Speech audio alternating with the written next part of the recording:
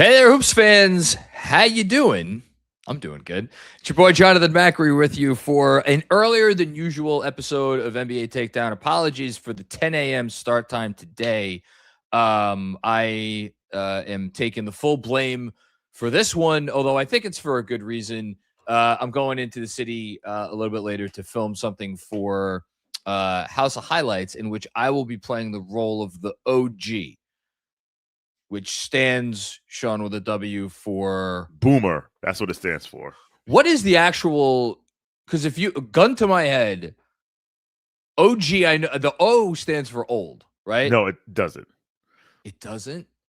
So Oh, now I'm really playing the role of the boomer because I don't know what this stands for. so the OG, the origin is original gangster. That's what OG means. That's a bad job by me. Yeah. Well, I mean, listen.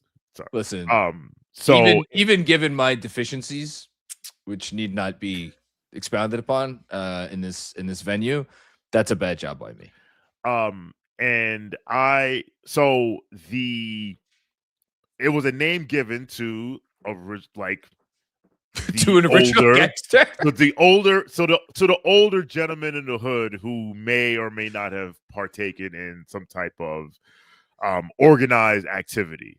And as the internet is wont to do, it has evolved, it has been bastardized, it has been gentrified. So now it just refers to anyone who's old or older than you. So I have two questions. I was okay. Well, you just you threw me a curveball there. Is there like a minimum age? Like, can like a 32-year-old in the right circumstances be an OG? To a 17-year-old, absolutely. Okay, that was a silly question then. And then the second one is the OG Anunoby. Is there any correlation for how he ended? Why are you laughing at me? That's a reasonable question. You think they call him OG? No, I don't. I'm asking if there's any correlation whatsoever. I know he's not. That's not why he's named OG. But no, there's nothing. No, because OG's government name is Ogagwa. Thank you for government name. Yeah, so I'm sure growing up, he was like, you know what, just call me OG. Yeah, and I'm saying when he made that call, or when he arrived at that decision at any point in time, this is something somebody needs to ask him. Well, I'll say this. What? So growing up in the mean streets of London, I don't necessarily know. And listen, there are some mean streets of London. I'll tell you that. I was about to say, you're about to talk out your ass because know you have not been on said mean streets. I actually have been on said mean streets of London before. Shout out Brixton, shout out Crystal Palace. Anyway, shout out Tottenham. Listen, like my aunt lives in North London, which is basically like the Bronx, but more like 20% more gentrified. To America's two Londons. Yeah. So anyway, I'm sure maybe in 2007 when he was 10 years old, maybe he had heard it, maybe it crossed his mind, but I don't think that was the impetus for him going by OG. But you know what? Maybe one day we'll have him on and we'll ask him. I would like for someone at some point, you know what I'm talking? We're talking to Fred's coming on the show on Friday. I'm going to make my pitch. Oh, wait, no, hold on. I just got my answer. Thank you, Wikipedia. Fine folks at Wikipedia. Everybody go fund good organizations, good websites. At the age of 4, Anunoby moved with his family to the U.S. and settled in Jefferson City, Missouri. You know what they have in Jefferson City, Missouri? OGs. I knew he moved to Missouri. I knew that. That's a bad job by me.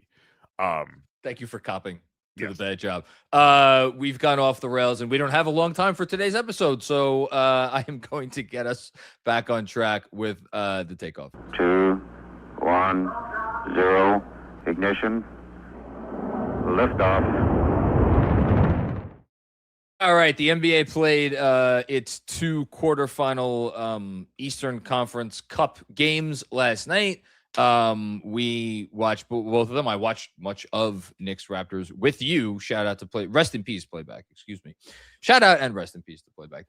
Well, they're not dead yet. No, they're what? They haven't. They're alive tonight, right? For the West games. Yeah. Yes. Should we do an impromptu Western Conference watch along? So let's do. We'll each have a take about one game. Do you want to have a take on the Magic Heat game, or do you want to have a take about the Knicks Raptors game? I'll let you choose, and I'll grab the. I'll do the other one. Really? Yes, Okay. I watched both, so I can. I mean, I would hope that we both watch both. The You know what? I'll do the Magic. You want to do that? Go start us off. Do the All Magic. right. I don't know what got into these Disney adults down there in Orlando, but they are the most. Dude, it is. Who died? All right, first of all, Where are you going with this? I don't even know where you're going with this. because when I think of the Magic, listen, the Magic, they beat the Heat last night. Yeah. Desmond Bain, Good win. good win. They look good. Shout out to the name escapes me of the guy who was calling the game. He's the guy that calls the game for Eric Collins. Eric Collins. And he brought along his buddy Del Curry with him. Yes. Shout out to them. They were on the call yesterday, and the biggest takeaway for me that game is that in the fourth quarter, in the beginning of the fourth quarter, when the Magic started to pull away, and Eric Collins said that the Magic were falling apart like a $3 lawn chair. Oh, you mean the Heat were falling apart? Yes, the Heat were falling apart like the $3 lawn chair, and then Desmond Bain hit another three. Look, my agenda about the Magic is still intact, and they will miss Franz way more than they missed Paolo Banchero, and it will be a shame if the adult fans of Disney FC lose to the New York Knicks on Saturday night.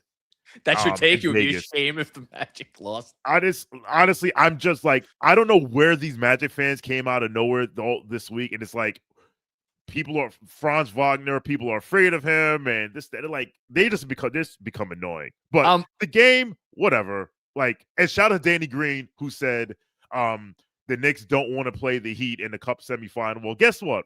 They don't have to. I'm gonna double up actually, because I talked to we'll briefly discuss the Knicks, but I want to have a Magic take too, and my Magic take is maybe going to be surprising for listeners of this show, at least, because we have, mostly you're a part of so you/we have shat on the Magic a bit. I think the Magic have the second highest ceiling in the Eastern Conference. I think the Knicks obviously have the highest ceiling. Maybe not obviously. I think the Knicks have the highest ceiling in the Eastern Conference. I think the Magic have a higher ceiling than either the Pistons or the Cavs. And my justification for that is pretty simple. For as much as we have really gone to town on your favorite NBA player, Paolo Banchero, he's still a talented player. Yeah. It's a big if. So maybe this isn't that much of a hot take, because it's like, if my mother had wheels, she'd be a wagon. But if they could, over the next, how many games do they have left? 58 games, whatever the hell it is. Mm-hmm. They could figure out how to integrate him and Franz. And I've been incredibly skeptical about their ability to do so because of all of the stuff with them that overlap. But man, if this is not 37 points a night, obviously, but if they're going to get a version of Bane, yes, that is an efficient 24 a night, and Franz just keeps doing what Franz is doing, it's not even what Paolo has to do. It's what Paolo don't do these things. Don't gum up the gears, Yeah. So I don't know. How hot of a take is that I'm saying they have a higher ceiling? I guess here it is. What's the hotter take, that they have a hotter ceiling than the Cavs, or that they have a higher ceiling than the Pistons? I know what I think it is. The hotter take would be the Cavs, because I do think they have a higher ceiling than the Pistons. I would say the reason why I would say the Cavs have a higher ceiling in terms of this season is, one, Darius Garland not playing. Okay, fine. Number two, and far be it from me to lean on this, but if Evan Mobley ever reached what Evan Mobley could reach, then it is And that's where I'm cutting you right the hell off. And that's why I just made that take. Because what evidence do we have that this theoretical version of Evan Mobley is anything more than just that? A theory. Especially, by the way, we have seen moments from Evan Mobley. But in the context of what the Cavs need him to be to reach the ceiling that everybody's trying to paint for them for the last several years. And yeah, I know they won 60 whatever games last year, but like, I don't know, that team took the league by storm a little bit in how they played offense. And I think they have obviously regressed now. Something's wrong over there. We don't know exactly what it is. I don't know. I'm very skeptical of them. I don't think they're going to reach whatever.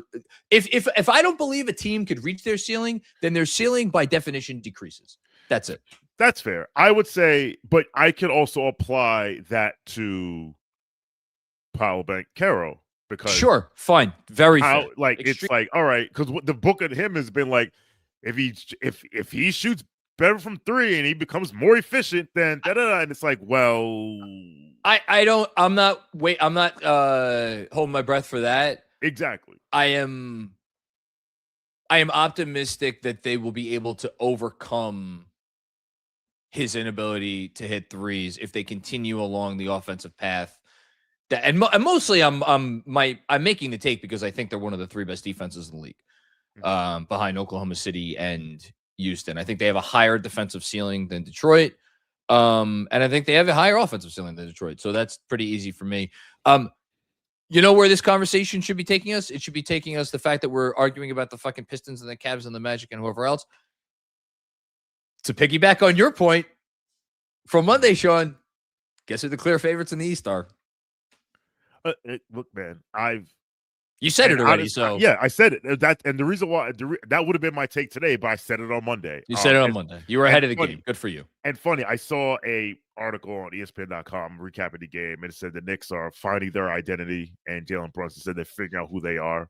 And again, listen, you can you can twist yourself into knots trying to find a team that is the class of the Eastern Conference other than the Knicks, and you will be doing it for a very long time because, guys, they're the best team in the East. It's okay to admit this. It is. Let me jump in, and I will just say again, the biggest big picture thing for the Knicks for me right now is still not a positive, and it's Mitchell Robinson. And who was the gentleman that dusted him last night? Was it Shed? Yeah, it was Shed, I believe. It was okay. Correct me if I'm wrong, Shawn. We're not used to seeing a healthy Mitchell Robinson get dusted like that. No, we're not. And I like Jamal Shed. I like him from Houston. He's a nice player. That shouldn't be happening. That shouldn't be happening. So what is it? It's December 10th now. The Eastern Conference playoffs start when?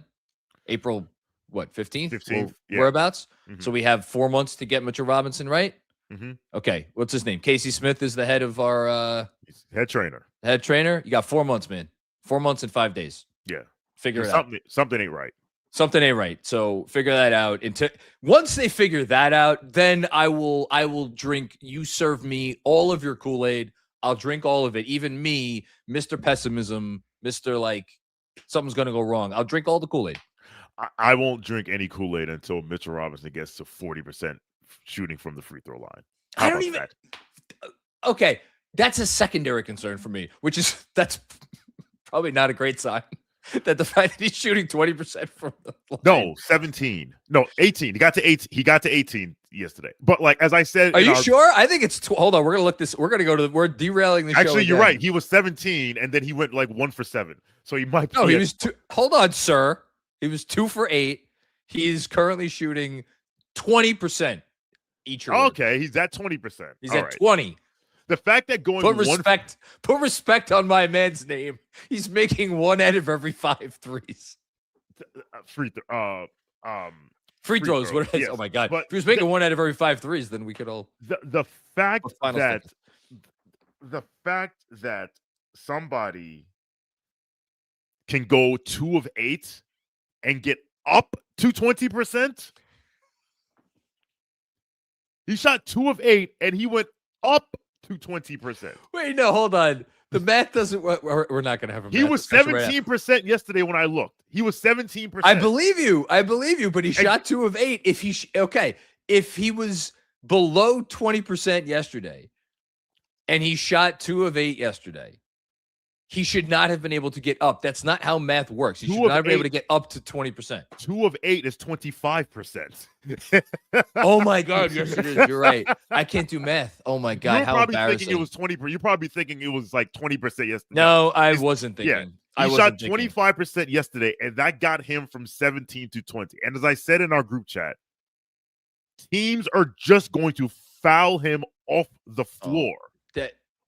They did it yesterday. They had to. Yes. They had to take a foul to get him out the game because Darko, the coach of the Raptors, with like 4 minutes left, and the third quarter just started fouling him. But there are ways, and it would involve Mike Brown adjusting his substitution patterns in ways that may potentially be uncomfortable, because right now he's in a nice groove. Brunson playing the whole first, Cat starting the second. There are adjustments that Brown could make to accommodate this, including potentially even starting Mitchell Robinson. We're not going to have that conversation right now because Josh Hart's playing out of his fucking mind. Dude, in the playoffs, teams will throw their 13th and 14th and 15th men out there at the beginning of the second quarter to foul him. That's fine. That's great. That's awesome. Put the Knicks in the limit, over the limit. If it's you're realizing that's okay. Now I had my brain fart moment. Now you just had yours. No, okay. Start of the second quarter. That's fantastic. But I saw what's the name do it. I saw Joe Mazzulla do it. Yeah, and that was not a good decision. That's part of why he was severely outcoached in that series. Well, it wasn't a good decision for 2 reasons. One, he was shooting like 45-ish%, and it wasn't a good decision because it was not the end of the. If it's the midway through the quarter. Mm-hmm. And you are fouling to get Mitchell Robinson off the floor when you're close enough to being over the limit already. That's one thing. If it's the start of the quarter and and you have no team fouls, and you're just racking up team fouls, and you're going to put the Knicks in the limit 2 minutes into the period, that's not a good decision. That's advantage Knicks, even if it does get Mitch off the floor. You know what? We can move on after this. I actually would like to do a deep dive into because my thing is for example, I've said it for the longest. If you get 1 point per possession in the NBA consistently, you're a very good offense. So if Mitch can go 1 for 2 from the line, that's a win. I would love to do an analysis of comparing Mitch on the floor and Mitch off the floor, and the Knicks getting the bonus earlier. Do they go away from their offense and they start you can just start unwinding things. But I hear your point. If you're in the bonus, 10 minutes left in a quarter, that's no good. No, it's not good for the opponent. Okay. Let us pick Western Conference All-Stars. So this is a first stab at Western Conference All-Stars. Obviously, the All-Star game is not for 2 months, but I'm seeing people start to put out their initial West All-Star team. So this is a first pass. I'm going to do a first pass of East All-Stars with Fred on Friday. Shout out to Mr. Katz joining me for that show, which is also going to be an earlier show than usual. By the way, schedule's all crazy this week. And then me, you, and Jeff will do our official Western and Eastern Conference All-Star picks in, I don't know, a month and a half or so. All right. Do you want to start with – I have 2 ways we get started. Do you want to start with locks, or do you want to start with my biggest All-Star questions for the Western Conference? Let's start with locks. Okay. In no particular order, I'm just going to say some names, and you tell me if they are locks for you. You ready? Yes. Okay. And by the way, we're not paying any attention to I was going to say nationality. Okay, yeah. We're just doing old school 12 players. Yes. But we do need to abide by the 2 backcourt, 3 2 backcourt. Front. Yeah. So it's 2 backcourt, 3 front court starters. Yep. And then subs, 2 more backcourt, 3 more front court, and then 2 wild cards. Yep. We're good? Okay. Yep. Lock, SGA backcourt starter. Lock. Okay. Jokic, front court starter. Lock. Okay. And right off the bat, I think there's an interesting conversation to be had because how much are we factoring injuries into our conversation?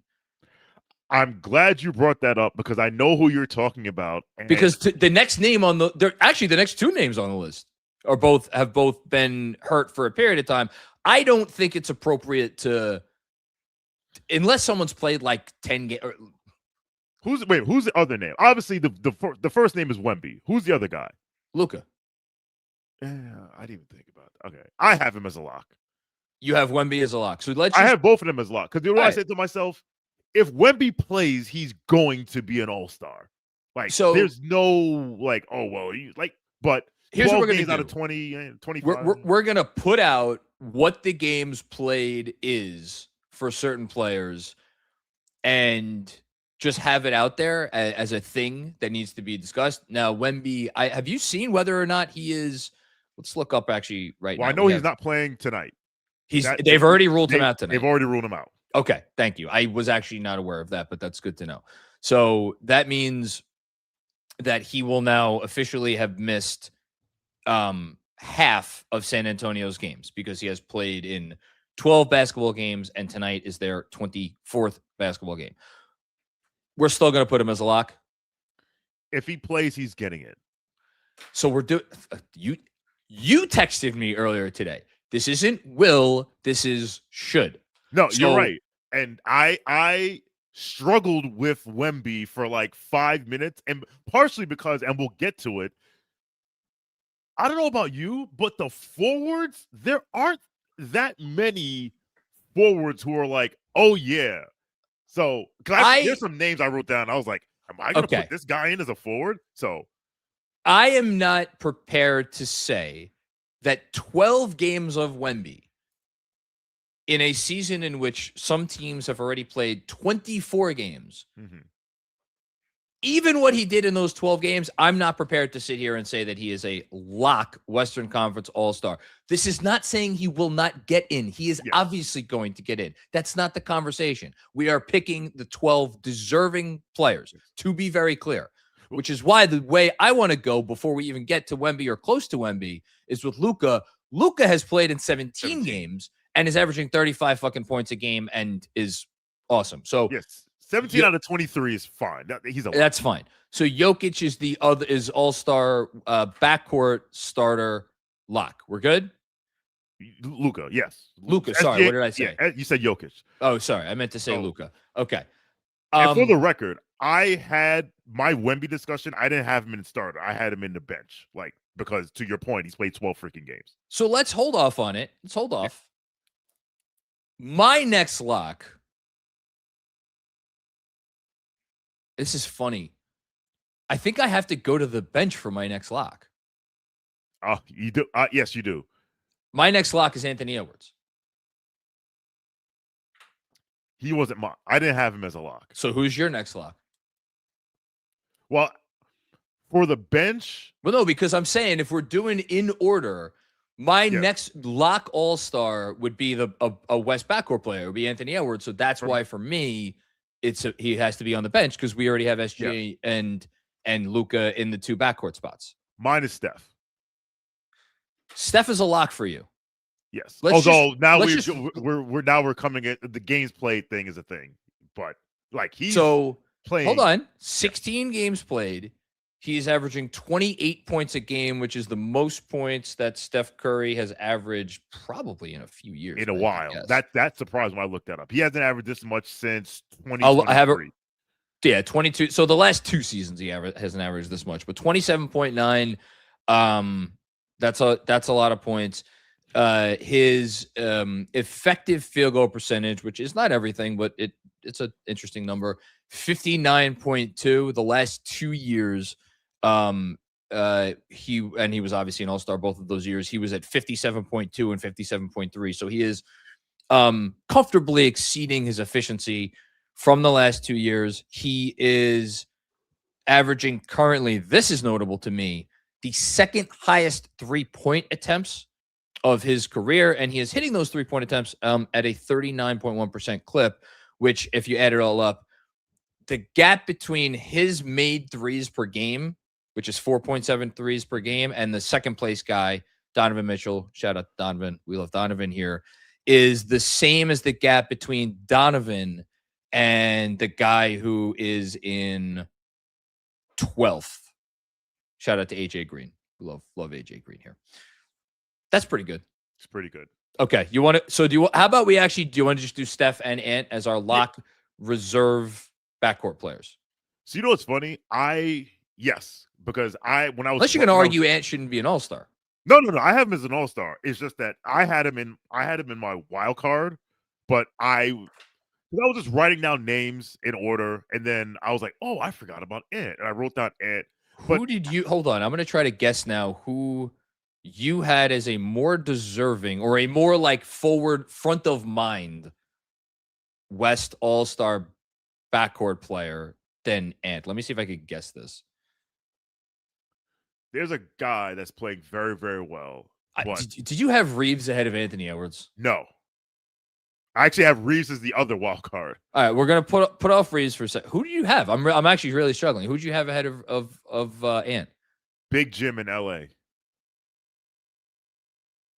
Big James Harden.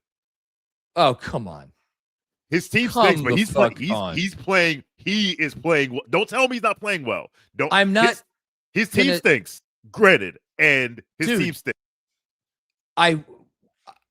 Friend of the Knicks Film School podcast, Jeff Van Gundy, once, you know where I'm going with this, once had a rule that if you are not on a winning basketball team, you are not allowed to be an all-star. He broke that rule once, as I recall, for Joel Embiid. And I think it was like actually it might have been during Joel Embiid's like rookie year or whatever it was. They had to be his rookie, not his rookie year, his first year actually playing basketball. So like his, 8th year in the league. Because the Sixers were such a dumpster fire and there was such a big difference between when he was on and off the court. That's it. The Clippers are 6-18. What you just said about Joel Embiid and the Sixers applies here because the Clippers are a dumpster fire and he is balling. Listen, you ask me, I think he should be an all-star. Now, listen, I'm also the same person that railed against LaMelo Ball being an all-star last year. So I guess I have to find some consistency. So, hold on. Yeah, you do. But what's the one word? What's the Clippers' biggest issue? Defense. Thank you. You know where I'm going with this. The Clippers with James Harden on the court are giving up. I hope you're sitting down for this one. 8.4 more points per 100 possessions. That is a 10th percentile number according to Cleaning the Glass. You listen, you don't have to convince me that the Clippers stink. I'm just saying. Apparently I do because you had James Harden as an all-star before Anthony fucking Edwards. No, they stink. Yes, I'm aware of that. We're not disagreeing. So why did you? I am not going to die on the hill that he should be a bench lock over Anthony Edwards. I'm just saying. Okay, all right, that's all I wanted to hear, man. That's all. Honestly, before and shout out to Derry Dance, he pointed out there's another player. There's actually another player I have as a lock, but he's not a guard. Okay, so let's move on. So. All right, Steph and Ant, I'm putting as our two. So we already have our 4 allotted backcourt spots here. Yes. SGA, Luka as starters, Steph and Ant as backcourt. Jokic is we only have one frontcourt starter right now, Jokic. I would like to propose that we also add Alperen Şengün. One of these days I will get it right, I swear, as another frontcourt lock. Any objections, sir? None whatsoever. Okay, great. And we should say Alperen Şengün for anybody who may be unaware of what he is doing this year. So not at the top of any one stat, but 23 points, 9 rebounds, 7 assists. He's Jokic light. Yes. Little bit, not quite where you want the 2-point percentage to be, which is why he is shooting 50% overall, and that's why the emphasis is on Jokic light. Nikola Jokic shooting 61% from the field, but it's good enough. Okay. Is there enough? So then, all right. So those are 6 locks. Do we have any other locks? I think there are a couple, and this was one of my big questions, and probably my biggest question. Is there any world where the Thunder don't get a second All-Star in, being that they are 23-1? And I'm asking the question rhetorically because I think it's such an easy answer. There's no world where they don't get a second All-Star. Okay. Which and it will if since we're talking about games played, it will probably be Chet. Because Jalen Williams just started playing yesterday, not literally, but so it will be Chet. So I don't know how you want to do this with the Thunder, because I don't. So if you just look at any advanced statistics, that they might be a little bit wonky, because, for instance, on-off, you look at Chet's on-offs are actually in the negative. The Thunder, by the numbers, are a little bit better with Chet off the court than with him on the court, which you might normally say, well, that's a red flag for All-Stars, except that stat I almost think doesn't apply to the Thunder because they're so deep and everybody they put on the floor is so good. So for like them to be putting out lineups when Chet is off the court that are slightly better than when Chet's on the court, like, does that have any meaning whatsoever? I don't think it does. No, I think it's to your point, like, and Jeff talks about it all the time, the Thunder dig up players from out of nowhere and put them on their bench, and then they kick ass. So like it's not a knock on Chet that Sam Presti's really good at team building. That's a good call. Is there an argument for another Thunder player? And again, I'm kind of asking it rhetorically. Chet Holmgren, 77th percentile efficiency for a big, 131.6 points for 100 possessions. That's outstanding. The usage is fine. He's a 22 usage rate again for a big man who is a elite defensive player. That's fine. I don't think there's an argument for another Thunder player unless you want to make one. There isn't. Although if there is, make one. I'm not. No. What I mean is, so I was looking at, statistics, whatever, and I was looking at box plus minus, and where the hell is this right here? And you know who's top 20 in, like, where is he? Oh, he's not here. Okay. Well, I think the whole Thunder team is like top 20. The player was Isaiah Hartenstein, but I'm not going to sit here and try to make the case that he's an all-star, right? He's 22nd in box plus minus. Like, he's ahead of like Norm Powell, Jamal Murray, Franz Wagner, Jaylen Brown, Jalen Brunson. But I'm not going to sit here and say, like, we got to get a third all-star in from OKC, so let's put in Isaiah Hartenstein, right? So I think Chet and SGA are it. So I like, for a team that's as stacked as OKC, I kind of like Vorp a little bit more. Box plus minus and like offensive win shares and defensive win shares kind of usually have some modicum of overlap. Yeah. That being said, the second best Thunder player in Vorp is also Isaiah Hartenstein. And then the third is Chet Holmgren, but they're close. They're very close. Isaiah is at 0.8. Chet is at 0.7. Look, we could be here all day talking about it. Let's put Chet as our third front court lock, which it's not gonna go this way, but this is funny that we have 3 centers in as our 3 front court locks. Yeah. And Isaiah Hartenstein is like top like 25 in like EPM. It's crazy. Like, it's insane, but he's not not an all-star. Who are you talking to? Most of the people watching this are probably the same people that watched him spend 2 very glorious years here in New York. And man, we'll always have Paris. I don't really know what to say. It's very depressing. I shouldn't say depressing. Depressing is too strong. It's unfortunate. Yeah, it's unfortunate. But he got paid, so we're happy for him. Okay. There has to be more. Okay, so let's just go other. So I guess we should probably also ask, do the Rockets deserve a second lock? And then should that be Kevin Durant? He's the last player that I think we could at least have the lock conversation about. Yes. Because for me, starters and locks kind of are going hand in hand, because if you're a starter, not in this case, especially for the guards, because they are, like, we just ran off 4 guards, and you can make a case for 3 of them to start. And I'm not even including Big Jim in LA. But I think Durant, You and Big Jim. you and I can't. I've never heard James Harden referred to. Is that an actual thing? I've heard people refer to him as Jim. As Big Jim is a thing from wrestling. Let's see where. Hold on. Let's see where James Harden ranks in Vorp. Oh, he's actually. You know what? Credit to you. He's 8th. Like, you know what? He's not the reason why they stink. Well, he's part of the reason why they stink on defense. Well, he's part of the. Okay, yes, he is he's not blameless, but all right. Hold on. According to Basketball Reference, James Harden has 7 nicknames. I'm just going to read them in the order in which they are listed. You ready? Yes. The Beard. No surprise there. El Chapo. Jimbo Slice. Never heard that before. And yet don't read the next one. Don't read the next one. Don't read the next one.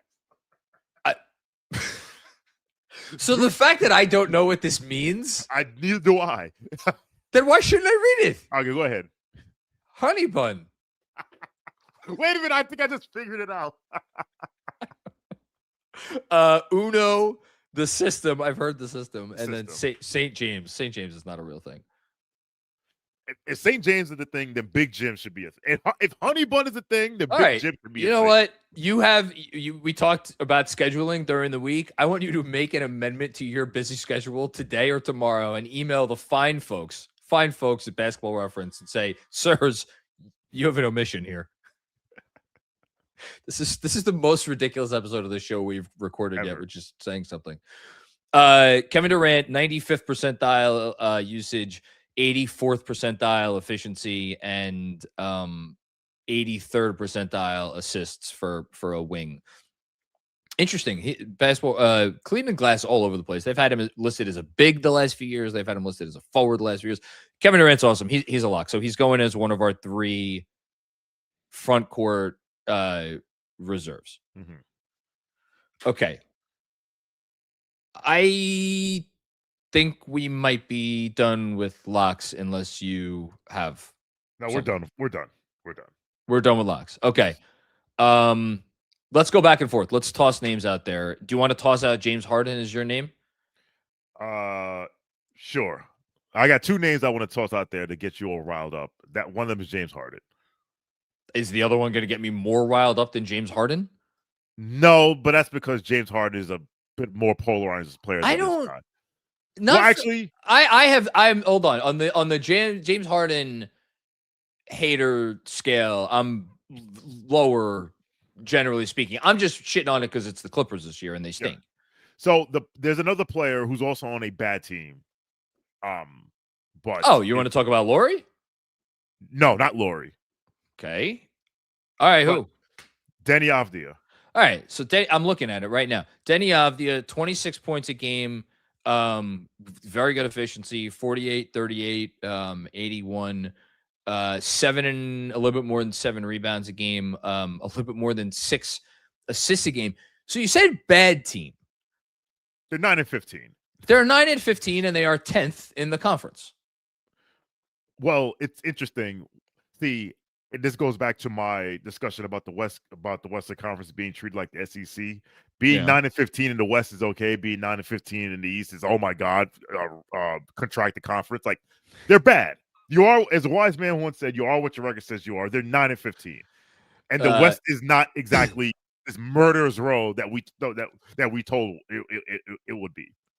So so this is the opposite of the OKC discussion where you can kind of toss the on-offs in the garbage a little bit. Mm-hmm. Cleaning the Glass has Denny Avdia as being a on-off positive differential of plus 16.6, with the vast majority of that all actually more than 16.6. There are 18.5 points per 100 possessions better on offense when he plays. That is a 100th percentile number. It's literally as good as you can get in the league. Buoyed by the fact that they are plus 9.2 effective field goal percentage when he plays. I don't know that I've ever seen an effective field goal on-off differential that big for a star player like this. That's insane. It's insane.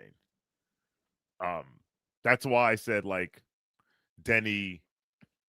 If you're leaving Denny, like if they were 500, I think he'd be a lock. Oh my But they're God. 9 Hold and on. 15.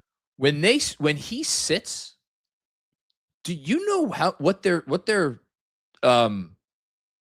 offensive rating is? I don't know. Maybe you've looked it up. But I didn't tell me. So I'm just going to say this. All right. The worst offensive rating in the league right now, the worst, the 30th ranked offensive rating belongs to the Washington Wizards at 108.3. The Blazers have played 333 minutes, not a small sample size, without Denny Avdia on the court this year. So I will ask you, what is their offensive rating during those minutes? I'm going to say 103, which would be putrid. Which would be 5 points worse than the worst team in the league, Yes. right? Yes. Okay. It's 98.1. Put him in the All-Star game. Put him in the All-Star game. And when he is on the court, it is 117.5, which would be not a top it would be a top 10 offense comfortably.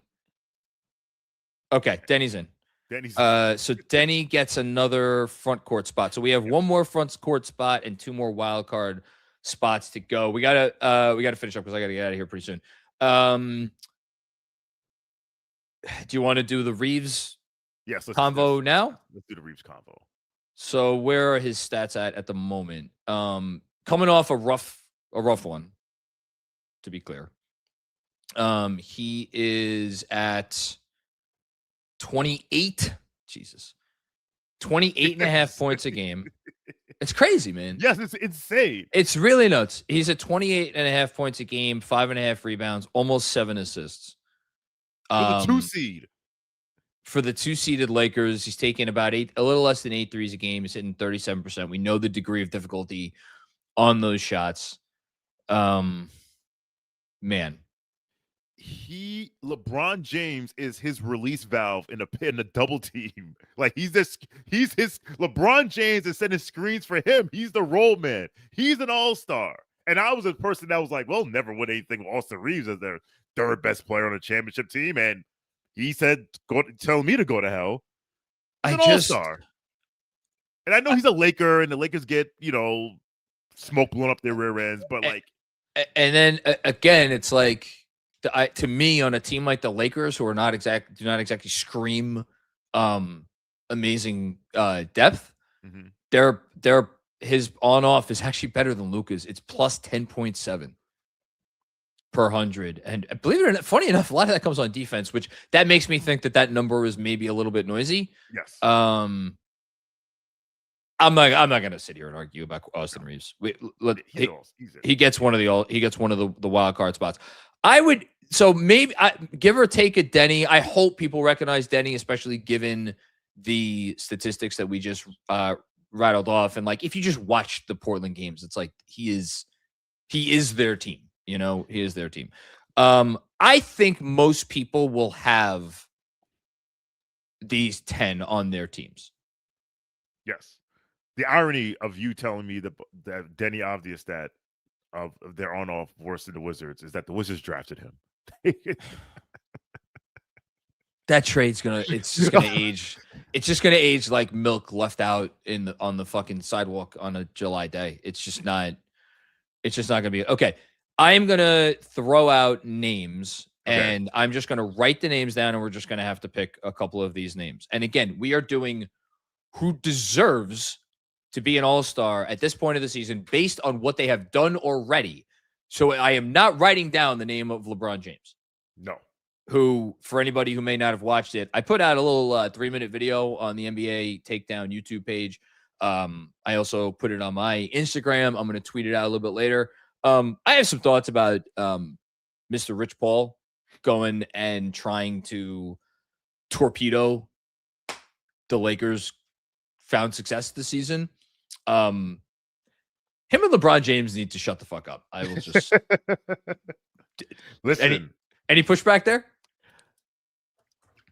I will give LeBron James some credit because he has figured out a way to make for Bill Simmons to be basically become a mouthpiece for Clutch, and Bill Simmons has dinged Clutch. He's not dinged, but he's been critical of them over the years. So LeBron figuring out a way to get his mouthpiece to make Bill Simmons, by extension, a mouthpiece is amazing. That's why he's the king. But yeah, that whole thing, like, tell me you don't understand the CBA without telling me you don't understand the It's CBA. it's not even about this. Like his sitting there, the fact that it was honestly LeBron James has done a lot of pathetic shit in his career, in the passive aggressive category. Yeah, okay, yes. Him trotting out Rich Paul, or not even trotting him out. I shouldn't imply that. Him allowing, because Rich Paul would not do this without LeBron's okay. Can we agree on that? Agreed. Okay. The fact that he allowed Rich Paul to go out there and with a straight face suggest that like the Lakers don't have a championship ceiling because like they're not being coached properly, which was the not so subtle implication, and that like fucking Austin Reeves, who we just put on our All-Star team, should be coming off the bench because that's what the Spurs would have done. Like it's high. It was high comedy to me, but there's a line in White Man Can't Jump when Billy Hoyle is begging Sidney Dean to like get Gloria on Jeopardy, and I'm paraphrasing here, but Wesley Snipes is like, you reek of desperation. I hate to see that on a man. And LeBron James, who always had in his back pocket I can always push the Knicks button. yeah. And now he has pushed the Knicks button. And it's been reported that he behind the scenes reached out to the Knicks. I've heard that. Wait, hold on, aggregators, get your. Aggregate this. So aggregate this, please. Aggregate this. That would make me so fucking happy. You've heard. Continue. I've heard that LeBron's camp, whatever, reached out to the Knicks about a possible trade, or either in the offseason or in the preseason, and the Knicks said no. And I think that is when you started hearing. Then you started hearing the LeBron James is monitoring what the Lakers are doing, whatever, because his get out of jail free card was always the Knicks, and now the Knicks have no use for him in the manner in which LeBron James would want to play on the Knicks. I'm not gonna say they have no use for LeBron. No, in terms of how they would functionally need to give up to get him, they have no use for him. Yes. Yeah, that's fair. Throw some names. I was gonna go down a road that I'm not gonna go. Okay, here are the names that I have. If I'm missing any names, and keep in mind we only have 2 spots left, so we only have 2 spots left. Lauri Markkanen, in no particular order. Lauri Markkanen, James Harden, Devin Booker, Victor Wembanyama, Jamal Murray, Julius Randle, Amen Thompson. Did I miss anybody from that list? And again, I'm not putting LeBron James because he hasn't played. And also a couple other guys that I just want to shout out have played arguably at an all-star level, but just the games played. Aaron Gordon, get well soon. Mm-hmm. And like, it's not all-star level yet, but like Zach Edey is doing stuff in Memphis that I just want to at least say his name so people don't think I'm like ignoring him, but that's that. No, I think you got all the names. I didn't put Jimmy Butler's name down, by the way. I looked. Actually, wait a minute. I wrote down Jimmy Butler's name and I was putting names together, and then I took it out because I was like, because I was like, you know what it was? It was we have Steph. They're 13 and 12. Thank you. I'm not putting 2. You don't get 2 All-Stars on a team that's 13 and 12. No, they're 13 and 12. I mean, he always has immaculate on-offs. I'll look it up real quick. His box plus minus is crazy this year. It's always good. Yeah, no, on-offs he's the best player on the Warriors. I'll write his name down. All right, let's just each pick 2 names from the list. I'll say it one more time. Yes. Lauri Markkanen, James Harden, Devin Booker, Victor Wembanyama, Jamal Murray, Julius Randle, Amen Thompson, Jimmy Butler. I will. Man, Wemby has played half of his team's games. Here's what I would say: if the All-Star voting was today, We're just doing it today based on what the players have done so far this season. Who is deserving? That's all we're doing. So then, if it's based on today and what they have done, Wemby is in there. If he played 5 games, he's out. He's played half. I am going to go. Yeah. And the other name is crazy. We have not mentioned him for 50 minutes. He's going to be one of my names. Who, the other guy? Devin Booker. Yes, that's the other guy. So now I'm running into a problem because the two names that I was going to say, is Booker and Jamal Murray. I can't have Booker and Jamal Murray in because I only have one. I have a front court spot that I have to fill. Yes. So I am of those. Jesus. The biggest takeaway from this exercise for me was how not deep at front court the West is for eligible All-Stars.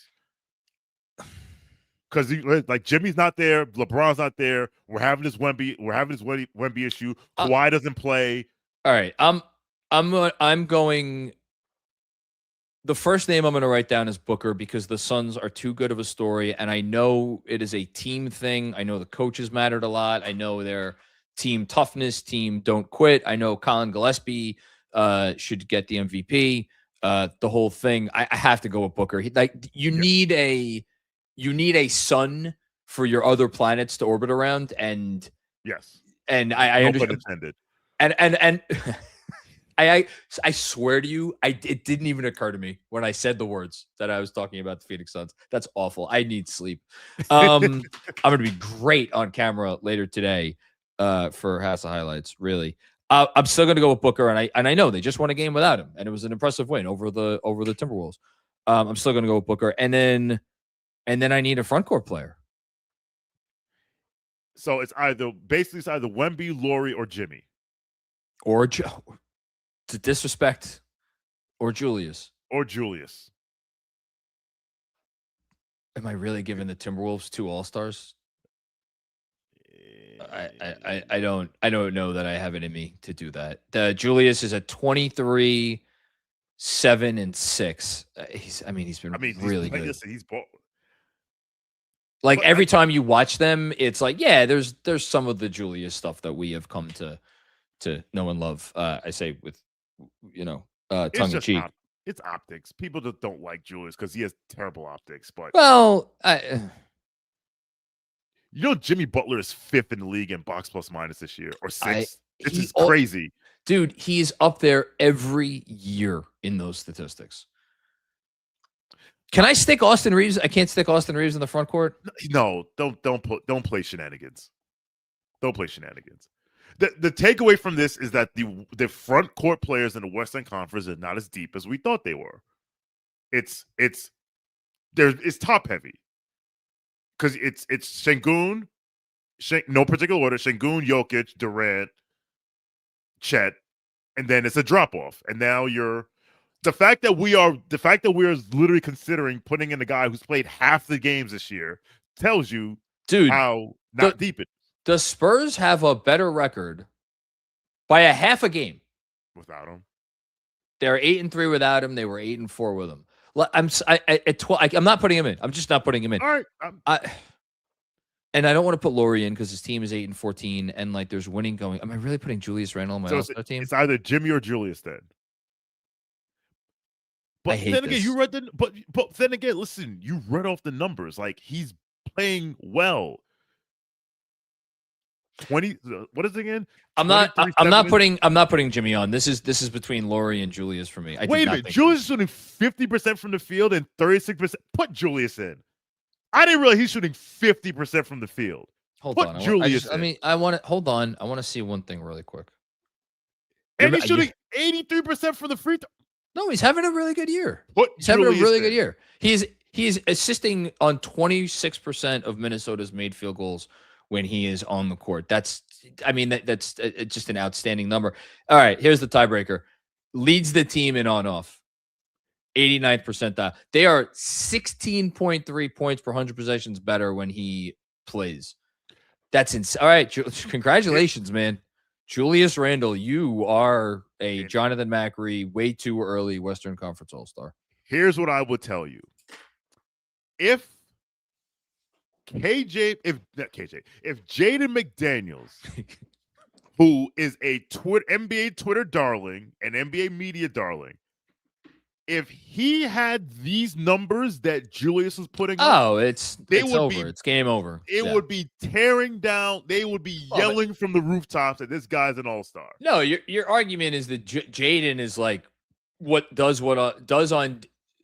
It's an inverse. It's like Julius is doing just enough on.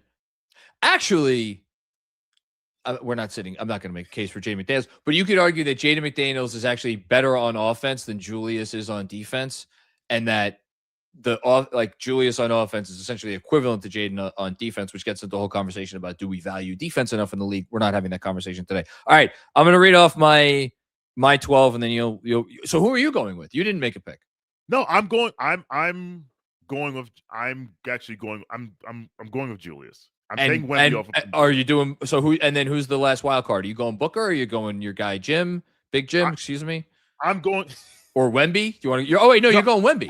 I took Wemby off. So who are you going with? I'm going with Booker. So we have the same team. And yeah, we have the same team. Okay, so here's the team. Starters: SGA, Luka, Jokic, Şengün, Chet. Reserves: Steph, Anthony Edwards, KD, Denny Avdia, Julius Randle, Austin Reeves, and Devin Booker. Not making the cut. Victor Wembanyama, again, 12 games played. Lauri Markkanen and James Harden, Jamal Murray, Amen Thompson, Jimmy Butler, and I'm sure some other people that we forgot to mention. Yeah. That was good. I knew we'd have having the same team because, again, I said I really struggled with the front court players were a struggle. So I was looking forward to this discussion because, again, I was sitting there convincing myself to put a guy who's played 12 games in the NBA on the All-Star team. Yeah, I mean, look, it's going to – here's what's going to happen. And this, again, not definitively. We had the conversation on last show. I don't want to repeat it. LeBron James is going to get in the discussion at the very least. I don't know if he's the lock that Jeff has proposed he is a couple times, but he's going to be part of the discussion. Wemby, needless to say, is going to get in. Yeah. So that means you want to talk about some deserving people, like just not even are going to be really getting a look. Yeah. You know, it's brutal. It's brutal out there. Shawn, thank you for doing this exercise with me. I appreciate it, man. This was fun. You can catch Shawn on next. You can catch him on KFS After School, which will be appearing at some point in the next couple of days. We're not sure when, but potentially with a special guest, right? Yes, potentially with a very special guest. Potentially with a very special guest. As for me, what am I doing? I'm doing Nick's Twitter show tomorrow with Rebecca. Very excited about that. And Fred, on this show Friday morning, we are going to pick Eastern Conference All-Stars, excuse me. And I think that's it. Everybody, thank you for checking out another episode of NBA Takedown. If you dig the show, if you're watching the show, do us a favor. I know I keep saying it, and I keep saying it for a reason. Help out the show. Subscribe on YouTube. Go over to NBA Takedown on YouTube. Hit that subscribe button. Hit the alerts button. So you know anytime we do go live, you get that alert on your phone. You can tune in on YouTube. And then obviously, if you like podcasts, follow us wherever you get your podcasts. And if you're so inclined, give a 5-star rating or write a little review and say, hey, these couple of idiots, you know what? It's a fun listen. Write those exact words. Shawn, anything else before we go? Nope, that is all. Thanks to everyone for tuning in. Thanks for your support. We appreciate it. Make sure you like, rate, and subscribe. And if you give us a rating, give us 5 stars. Not 1, not 2, not 3, not 4, 5 stars. And shout out, we got in the chat, Dirty Dancer, J Rose, Bomber, BCM. Don't know what that is. Shaba. Nice joke, Shaba. And I think that's it. All right, we're out. We'll talk to you guys later. Peace.